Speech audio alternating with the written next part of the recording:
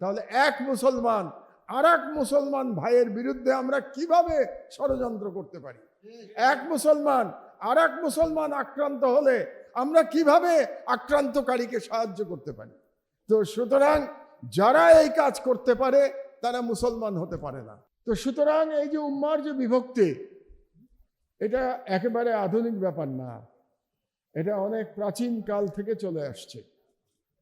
আমরা যদি এটাকে উপেক্ষা করে বর্তমানে চলে আসি তাহলে হয়তো আমরা আমাদের সমস্যার সমাধান করতে পারবো না, এবং এই সমস্যার সমাধান তো করতে পারিও নাই আমরা। কারণ আমার 73 বছর বয়স হয়েছে, আমি জন্মের পর থেকে মুসলিমদের মধ্যে বিভক্তি দেখতে পাচ্ছি।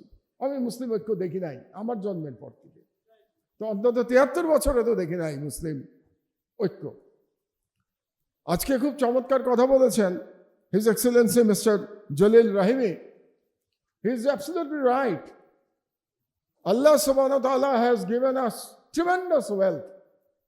কিন্তু এত ওয়েলথ থাকা সত্ত্বেও তিনি আরেকটা কথা বলেছেন, আনফর্চুনেটলি দ্য ওয়ার্ল্ড বিজনেসে the Muslim worlds our portion is only 10%, যেখানে সম্পদের দিকে আমাদের আছে প্রায় 50%। তাহলে আমরা পারলাম না কেন? আমরা পিছিয়ে গেছি কেন? তার প্রধান কারণ হচ্ছে যে আল্লাহ তো আমাদেরকে ওয়েলথ দিয়েছেন, কিন্তু তার সাথে আল্লাহ তো নির্দেশ দিয়েছেন আমাদের মাথাকে কাজে লাগানোর জন্য। আল্লাহ তো কোরআন শরীফ শুরুই করেছেন পড়ো বলে, তো আমরা সেই পড়াটাই তো ছেড়ে দিয়েছি। তা আমরা যদি জ্ঞান বিজ্ঞানে এগিয়ে যেতে না পারি তাহলে আমরা কিভাবে পৃথিবীতে এই আমেরিকা বা ইসরায়েলের সাথে লড়াই করে টিকে থাকতে পারবো? মানে একটা সমস্যা তো অবশ্যই আমাদের আছে অনৈক্য, তার সাথে আরেকটা সমস্যা হলো যে জ্ঞান বিজ্ঞানে আমরা পিছিয়ে আছি। আমরা যদি আজ থেকে 1000 বছর আগে পিছনে চলে যাই তাহলে দেখব জ্ঞান বিজ্ঞানে মুসলমানরাই সর্বশ্রেষ্ঠ ছিল।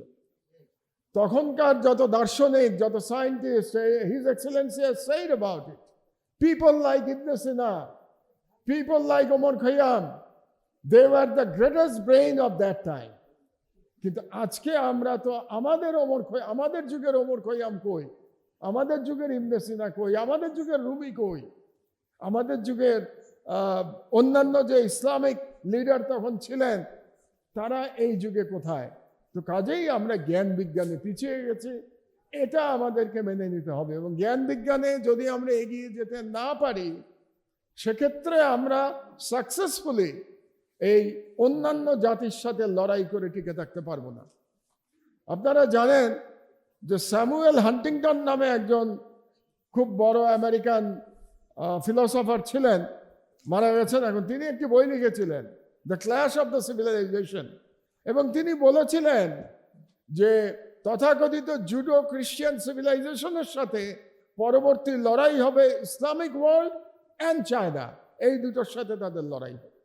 তার মানে তারা তখন থেকে, এই বইটা লেখা হয়েছে 1993-তে, 93 সালে, তখন থেকেই তারা টার্গেট করে রেখেছে যে ইসলামিক ওয়ার্ল্ডের সাথে এই লড়াই হবে। A very important question has been raised by His Excellency Mr. Jalil Rahimi.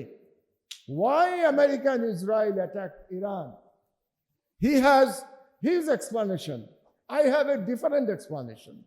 যে কেন আমেরিকা এবং ইসরায়েল ইরানকে আক্রমণ করেছে, এটার জন্য আমাদের ফিরে যেতে হবে 1979 সালে, the Islamic revolution of Iran.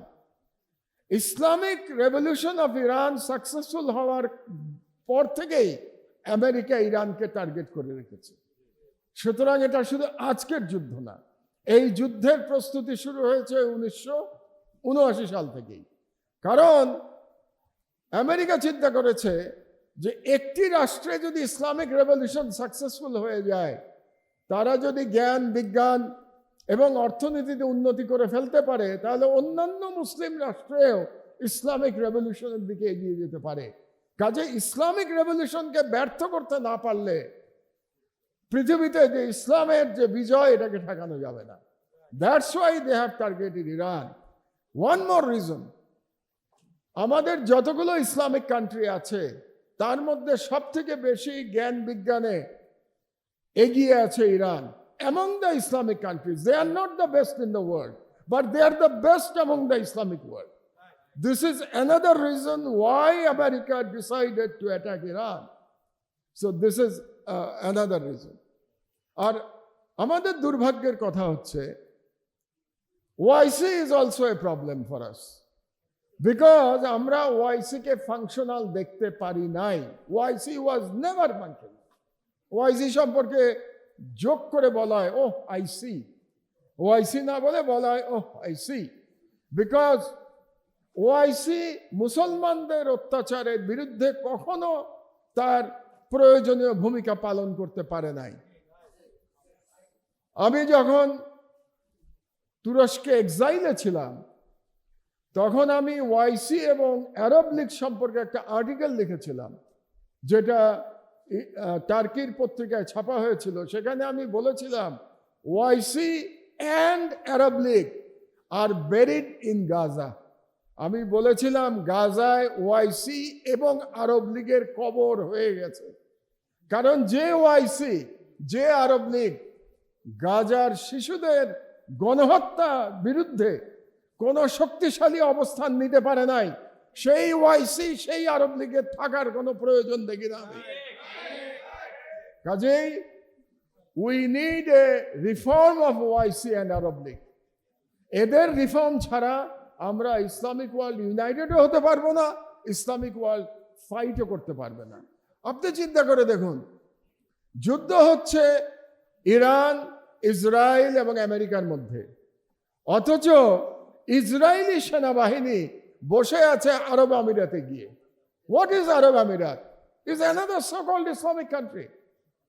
How Israeli army এবং ইসরায়েলি অস্ত্রশস্ত্র আরব আমিরাতে থাকতে পারে? শুধু তাই না, ইসরায়েলি প্রাইম মিনিস্টারের অফিস থেকে বলা হয়েছে যে বুচার নেতানিয়াহু, আমি নেতানিয়াহুকে বুচার বলি, কসাই, children killer, baby killer, Netanyahu, he visited United Arab Emirates during the war against Iran. তো এর থেকে বড় মুনাফেকি আর কি হতে পারে?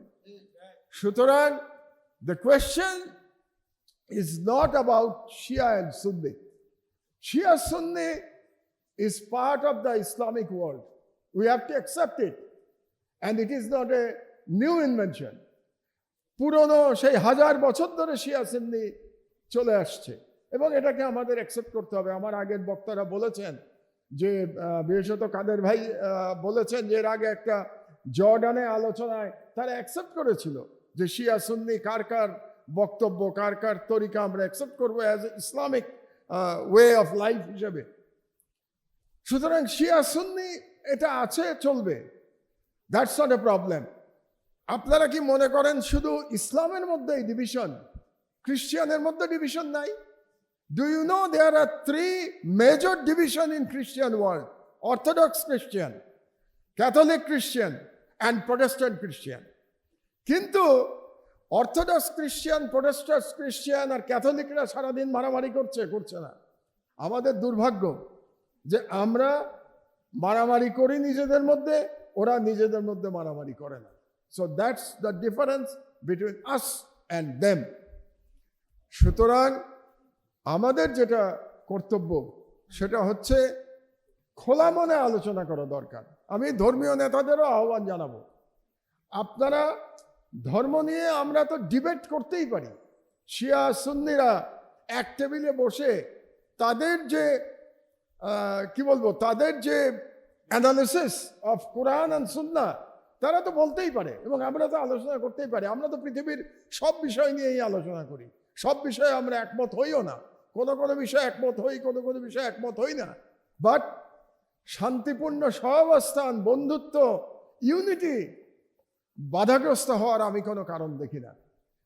বেসিক কথা আমাদের যেটা বলতে হবে, শিয়া সুন্নি না, আমরা সবাই মুসলমান। দ্য ফার্স্ট উই অল আর মুসলিম, তারপরে আমরা অন্য আলোচনায় আমরা যাব। যদি আমরা সবাই মুসলমান হই তাহলে এক মুসলমান আর এক মুসলমান ভাইয়ের বিরুদ্ধে আমরা কিভাবে ষড়যন্ত্র করতে পারি, এক মুসলমান আর এক মুসলমান আক্রান্ত হলে আমরা কিভাবে আক্রান্তকারীকে সাহায্য করতে পারি। তো সুতরাং যারা এই কাজ করতে পারে তারা মুসলমান হতে পারে না। আমি যদি একজন মুসলমান হিসেবে আপনার প্রতি আমার সহমর্মিতা না থাকে, তাহলে আমি মুসলমান কিভাবে হতে পারি? আমি যদি উম্মতে বিশ্বাস না করি, আমি যদি মনে না করি যে সকল মুসলমান রাসূল সাল্লাল্লাহু আলাইহি ওয়াসাল্লামের উম্মত, এটা যদি আমি বিশ্বাস না করি, তাহলে আমার ধর্ম কোথায়? আমার ধর্ম। কাজেই এই আলোচনা করলে অনেক দীর্ঘ, অনেক সময় চলে যাবে। দীর্ঘ আলোচনা আমরা করব না, আমাদের প্রধান অতিথির বক্তব্য আমরা শোনার জন্য অপেক্ষা করছি। কিন্তু আমি মনে করি আজকে একটা চমৎকার উদ্যোগ গ্রহণ করেছেন আপনারা, যেখানে আমরা খোলা মনে এই বিষয়গুলো নিয়ে আলোচনা করতে পারছি। তবে I want to assure his excellency Jalil Rahimi যে বাংলাদেশের জনগণ 100%, তো এই ব্যাপারে আমার মনে হয় mister Jalil Rahimi should be happy যে আমাদের দেশে কিন্তু 99% সুন্নি, it is a Sunni country, কিন্তু আমরা ইরানকে শিয়া হিসাবে দেখি না, ইরানকে আমরা একটা ইসলামিক রাষ্ট্র হিসাবে আমরা বিবেচনা করি। সো আমরা যেই শিয়া মতবাদে হই বা সুন্নি মতবাদে হই, আমরা একে অপরকে যদি মুসলমান মেনে নেই, তাহলেই কিন্তু আমাদের মধ্যেকার যে বিভেদ এটা অনেকাংশে চলে যায়।